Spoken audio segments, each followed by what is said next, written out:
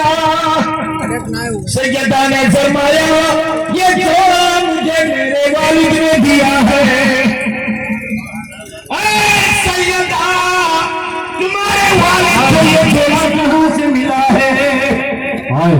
حضرت سیدہ کہتی ہے یہ جوڑا میرے ماں بابا جان کو حضرت جبریل نے اللہ کے حکم سے جنت سے لے کر آئے ہیں.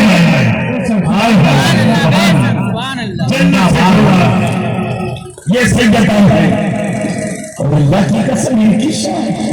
مولا علی سیدہ خاتون جنت کیا شان والے ہیں. سبحان اللہ. ایک دن سیدہ فاطمہ کے پیٹ میں درد ہے, سینے میں درد, بڑی جلن ہو رہی ہے, بہت درد ہے سینے میں جلن, چہرے کا رنگ بدل رہا ہے. مولا علی یہاں گئے ذرا بھیا یہ مائک والے بھیا ایکو کم کر دو, آواز تھوڑا سا ایکو کم کر دو, آواز جہاں تک بڑھاؤ جہاں تک سیدھی نہ دو, اور ایکو بالکل معمولی. مولا کائنات رضی اللہ تعالیٰ عنہ نے دیکھا سیدہ خاتون جنت کے چہرے پاک متغیر ہو رہا ہے, تھوڑی تکلیف میں. فرمایا سیدہ تمہیں کیا تکلیف ہے؟ عرض کیا میں سرتاج سینے میں بہت درد ہے. سیدہ کو چاہیے تمہیں؟ سیدہ نے زبان کھولی, میرے سرتاج سینے میں درد ہے, ہاں اگر ہو سکے تو کہیں سے انار لا دو, انار کھولو, اس کی ٹھنڈک سے مجھے راحت مل جائے. مولا علی کی آنکھوں میں چمک آ گیا. میری سیدہ نے آج مجھ سے انار مانگا. بازار میں پہنچ گئے, انار انار انار, پوری مارکیٹ میں انار ہی نہیں, موسم نہیں.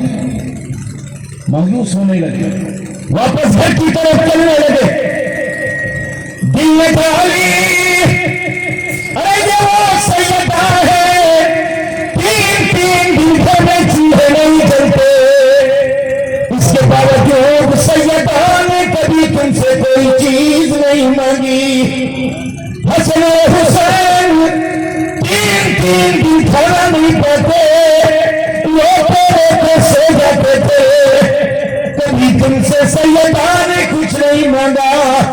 آج سیدہ نے تم سے انار مانگا ہے تو خالی ہاتھ جا رہے ہو. علی لوٹ جاؤ, خالی ہاتھ نہ جاؤ. علی پلٹ گئے, بہت تلاش کیا, موسم نہیں تھا, نہیں پائے, پھر واپس آنے لگے.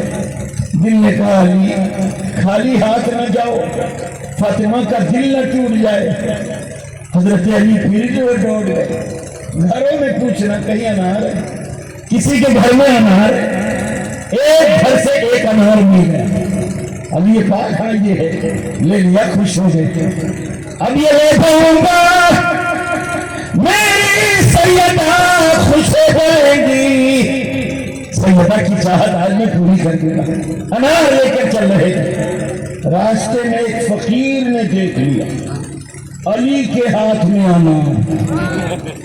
اچھا, کوئی بخیل آدمی کے پاس کچھ ہو اور دنیا جانے کی بڑا کنجوس ہے تو فقیر ہو سکتا ہے نہ مانگے, اور کسی دیالو کے ہاتھ میں انار دیکھ لے فقیر, بھلا فقیر نہ مانگے, ایسا کہاں ہو سکتا ہے؟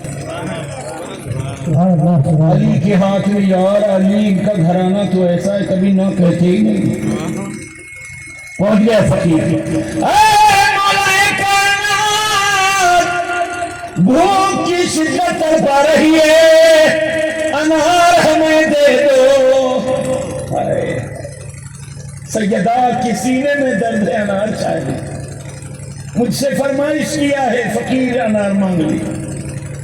اگر فقیر کو دیتا ہوں تو سیدہ کی چاہت نہیں جائے, اور اگر سیدہ کے لیے انار لے جاتا ہوں تو آج فقیر کی زبان خالی ہو گئی. آج مانگنے والا علی کے در سے محروم ہو جائے گا. اور علی کا در تو وہ در ہے کہ اعلیٰ حضرت کہتے ہیں وہ کا جوڑا برن ہے شہ بتہا تیرا نہیں سنتا ہی نہیں, مانگنے والا نہیں سنتا ہی مانگنے والا نہیں سنتا ہی نہیں مانگنے والا سوچنے لگے اگر میں نے فقیر کو اظہار نہیں دیا تو تاریخ بدل جائے گی خاندان کا وقار مجروح ہو جائے گا فرمائے یہ لے اچھا پھری کا ملے تو کیا کہنے سبحان اللہ جلدی جلدی اڑا گیا کم مقت ہوگی اور اگر ہم لوگ ہوتے آئے ہائے تو یہ گننا پوری کرتے گننا مشکل سے ایک انار ملا تو کہاں سے کٹو پڑے لیکن ملائے کائنات ہائے ہائے انار دے دیا گھر آئے سر جھکائے ہوئے آ رہے اندر کیا السلام علیکم ورحمت اللہ سیدہ خاتون جنت کی ہونٹوں پہ مسکراہٹ جواب دیتی وعلیکم السلام ورحمت اللہ ہونٹوں پر مسکراہٹ چہرے پر چمک جلدی جلدی کام کاج کر رہی ہے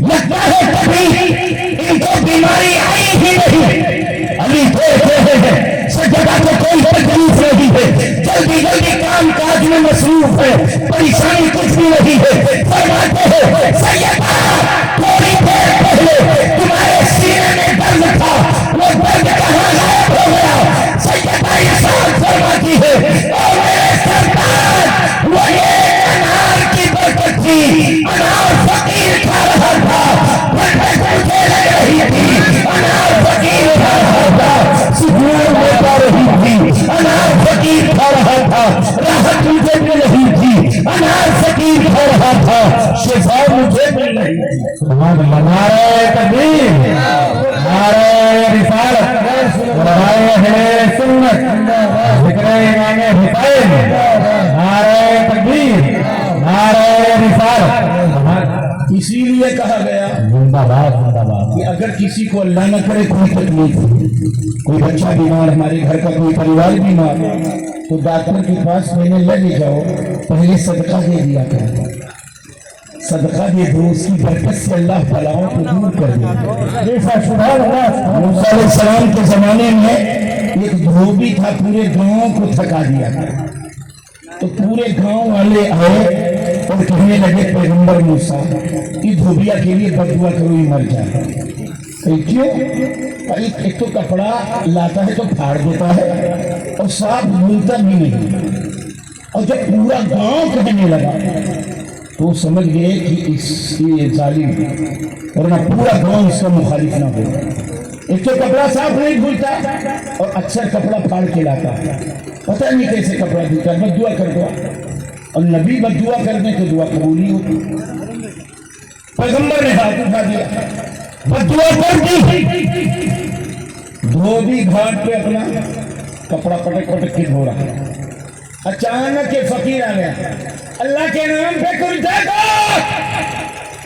تو دھوبیا کہہ رہا سن کیا بات ہے کہا مجھے بہت بھوک لگی ہے کچھ کھلا دو تو کہا دیکھ میرے کپڑے میں وہاں جو رکھا ہے اوپر 3 بھوری ہے ایک بھوری کھا لے 2 میرے لیے چھوڑ دے تو ایک کھا لیا اور فقیر کی آنکھوں میں لالچ اتنی ہوتی ایک کھا لیا فقیر مانگتے رہے تو اب دیکھا 2 اور ہے تو کہہ رہا ہے او بھائی ابھی اور بھوک لگی ہے تو دھوبی نے کہا اچھا ایک اور کھا لے ایک میرے لیے رکھ دے تو 2 کھا لیا ایک بچی پھر فقیر کہہ رہا نہیں یہاں بھوک اور لگی ہے تو کہا اچھا چل آج تو ہی کل کھا لیا 3 بھوری کھا لیا فقیر کو بڑی راحت ہوئی فقیر کو بڑا سکون ہوا فقیروں کی عادت ہوتی ہے دعا دینی اللہ اس کو ہر مصیبت سے بچائے گا تو دیا چلا گیا ادھر موسیٰ علیہ السلام پر دعا کر چکے تھے مولا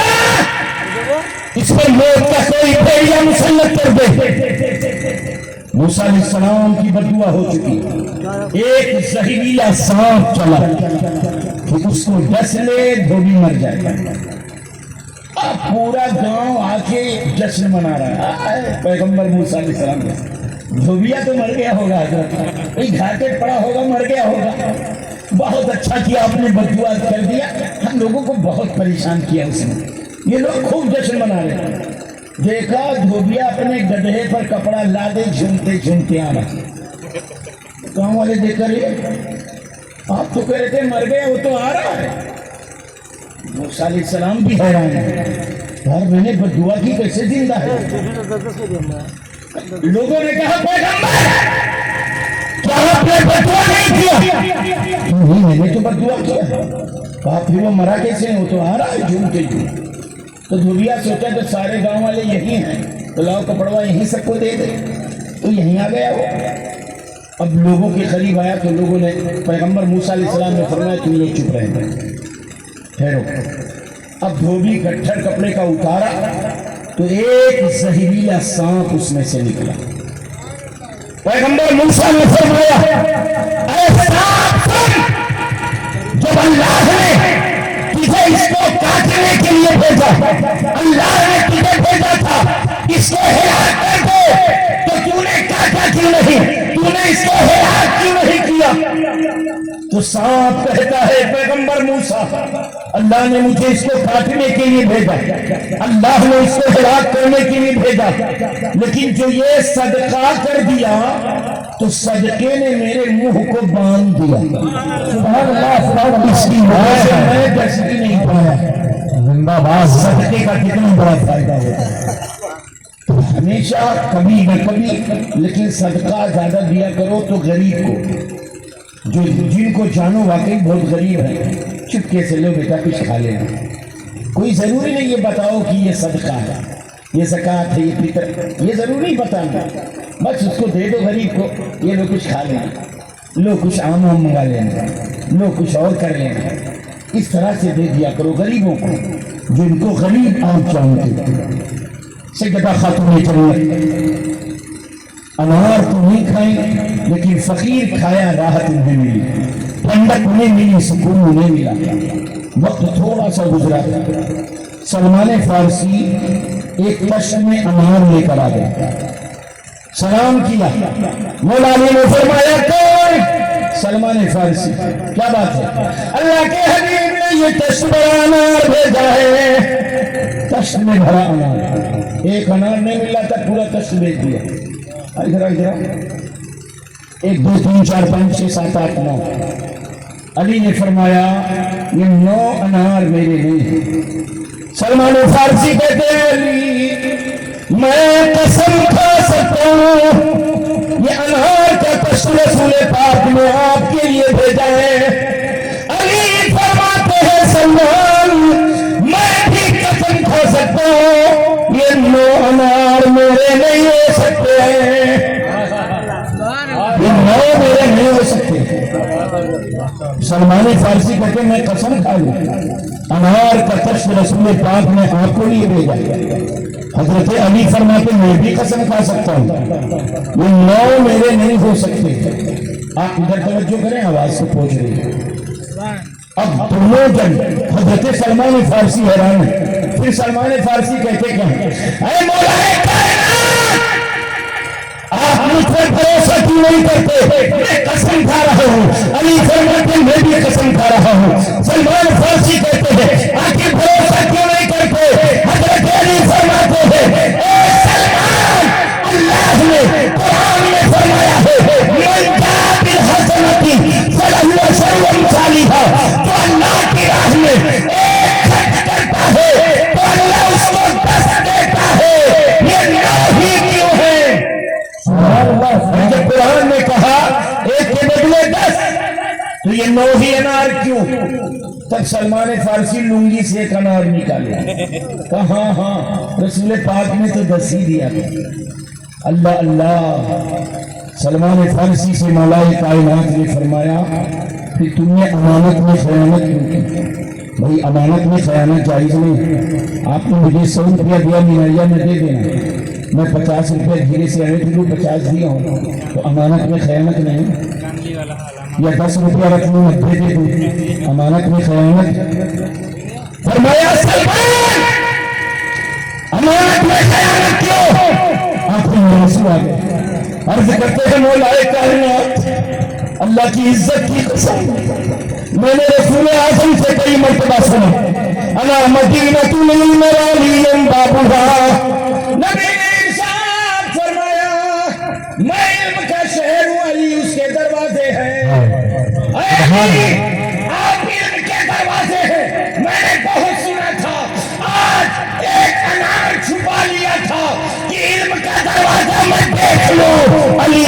جنت کا دروازہ علی کیسے؟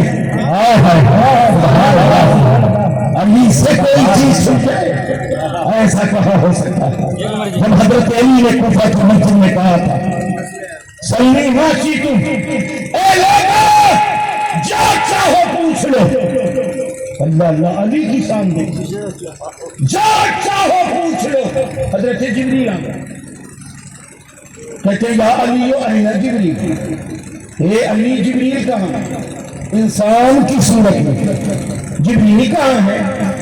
حضرت علی نے اوپر دیکھا، نیچے دیکھا، داہنے دیکھا، بائیں دیکھا، سامنے دیکھا، پیچھے دیکھا، مسکرا دیا، فرمایا اے سوال پوچھنے والے، جب تم نے کہا جبریل کہاں ہے تو جب ہم نے اوپر دیکھا تو عرش اعظم تک کھول دیا، نیچے دیکھا تو تحت سلامت جہیل ڈھونڈ ڈالا، داہنے دیکھا تو انتہائی دنیا دیکھ لیا، بائیں دیکھا انتہا تک دیکھا، سامنے دیکھا انتہا تک دیکھا، پیچھے دیکھا انتہا تک دیکھا۔ جب علی آسمان اور زمین میں جبریل کہیں نہیں ملے تو میں سمجھ گیا سوال پوچھنے والا ہی جبریل ہے۔ وہ ہے حسین کے والد۔ اور ابھی آپ نے مولانا صاحب سے سنا بتایا کہ یہ لوگ صبر والے ہیں۔ کون والے ہیں؟ صبر کس کو کہتے ہیں؟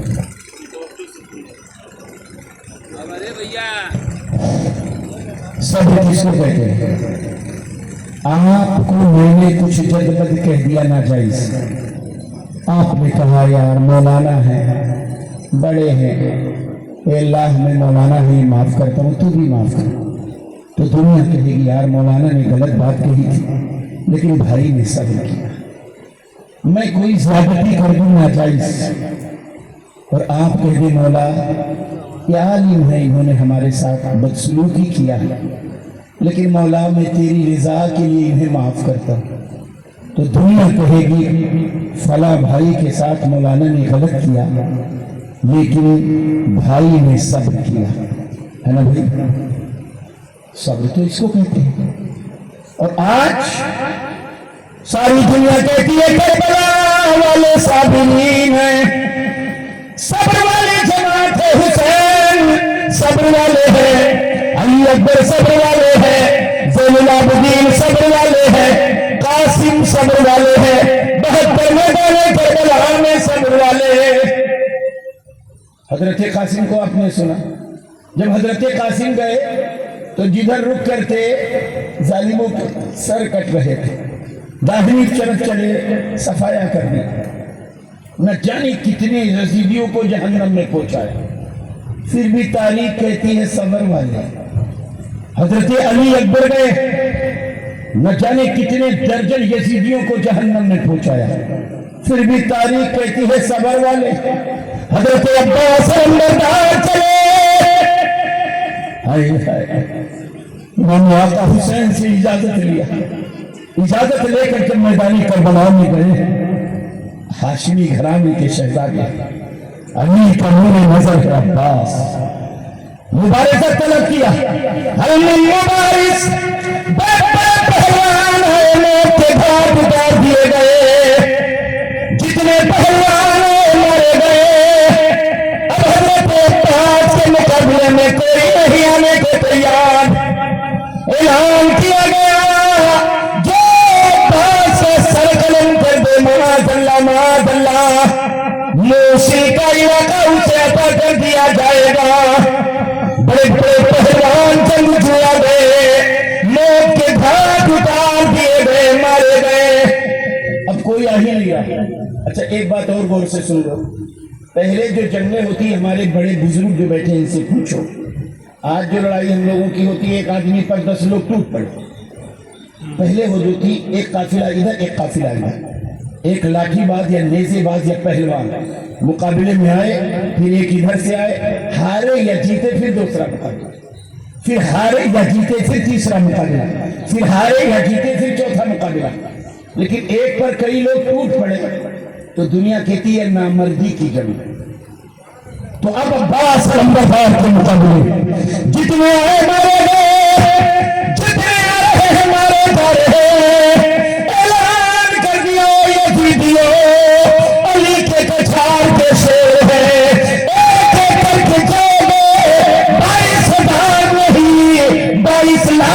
जाओगे तो बे मौत मार दिए जाओगे। रसूल जंग बदल दे, जंग के कानून बदल दे, जंग का अंदाज बदल दे, जंग के रसूल बदल दे। सैकड़ों तीर एक साथ छोड़ो, सैकड़ों तलवारों से साथ वार करो, सैकड़ों बच्चियों से बारगी हमला करो। और अब्बास तब सैकड़ों तीर ऐसा छोड़ रहा है, सैकड़ों तलवारें एक साथ से हमला किया जा रहा, लेकिन अब्बास